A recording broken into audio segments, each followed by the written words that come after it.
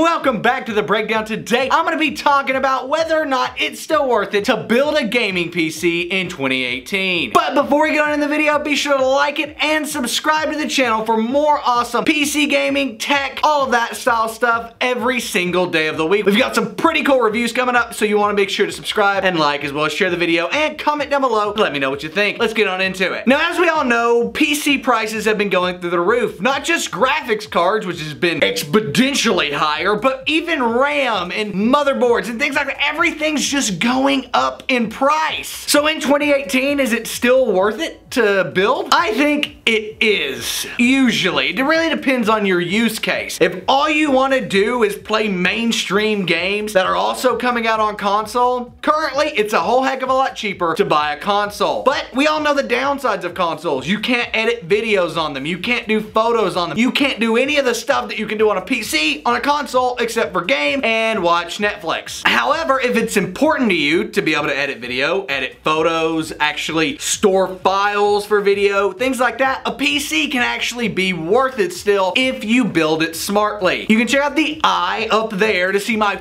$430 PC build that uses an Intel processor and an NVIDIA graphics card. That is a great gaming build to get you started and get you into the PC gaming ecosystem if you're on a budget. You can actually make that build even cheaper, and I talk about that in it, so be sure to go check that out. But that video requires you to buy a graphics card used, and I link you on eBay, but you can get inventive when building PCs now and actually make them pretty cost effective. You can do everything from buying a used system that somebody's already upgraded and getting rid of, or say they're going off to college and aren't gonna need it anymore, or you can buy used parts like graphics cards and things like that for a cheaper price. And by doing that, it makes building a PC still worth it. It's also kind of smart to look at people like Puget and system builders that build systems for you. A lot of times they get their parts in bulk, and that means they can get them at a lower price, and then those savings can actually be passed on to you. In the past, it's been much more expensive, but now it could be cheaper or even the same price as building it yourself by going through one of these system builders, because part prices are so much flipping higher. So is it worth it to build a PC in 2018? It really depends. If all you want to do is game, then go game on a console. It's going to be a lot more budget friendly, and you don't have to worry about buying it used or being inventive in order to get it done. However, if you care about things other than playing AAA titles, a lot of indie games only come out on PC, and you want the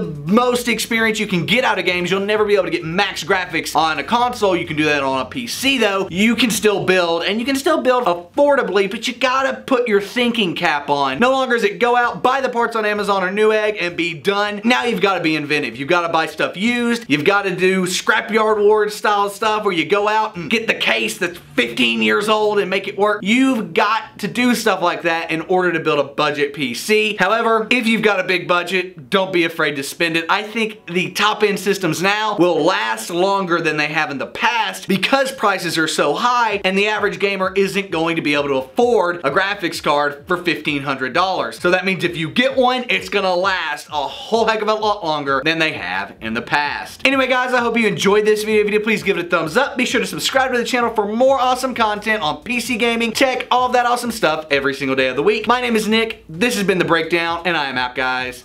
Peace.